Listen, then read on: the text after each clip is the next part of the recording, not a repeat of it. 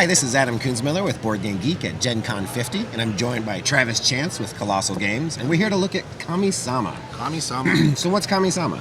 Kami-sama is the second game we'll be releasing next year. It's got a few kind of interesting things going on. The idea of the game is that the players are going to take the role of these minor spirits in Japanese folklore, and you are going to be trying to become the Kami-sama, the chief deity, if you will, of this village. So here you see this board that's divided into 4 different sections, but really it's just the same village in 4 different seasons. So it's got a little bit of area control, and this is a really early prototype, where the players are going to be placing shrines and houses, forests, fields, temples, etc.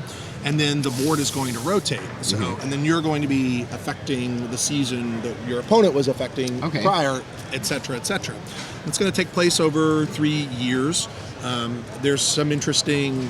The scoring for it's pretty interesting in that you have this track that you're trying to maintain that has nature and favor, it says influence here, but favor, and so you only score the lower of the 2. So you're trying to balance out the 2.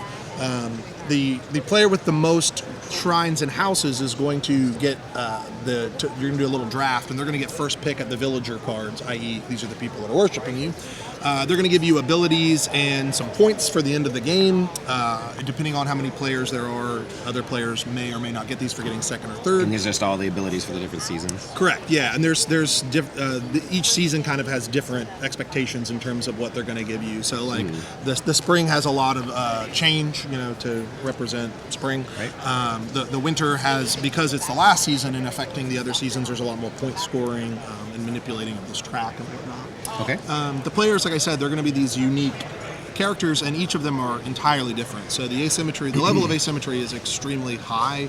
So like here we have Yue, the moon spirit. Her power is she considers the season that's in front of her and the season to her left as her current season. So she's the moon. She can affect more of the board. There's a dozen or so characters. It's pretty cool. So based on the layout of what you have in your village for the season you're at, is that kind of what's determining your victory point engine for that? Yeah, there's like a pattern. There's sort of like a secret pattern thing where you want to have your shrines in certain alignments, and then at the end of each year you're going to reveal those. You're going to score for your tracks, and you're going to get these villager cards, some of which are going to manipulate the track and give you extra points. So when you rotate, you might have done half the work for the next player that they need. Correct.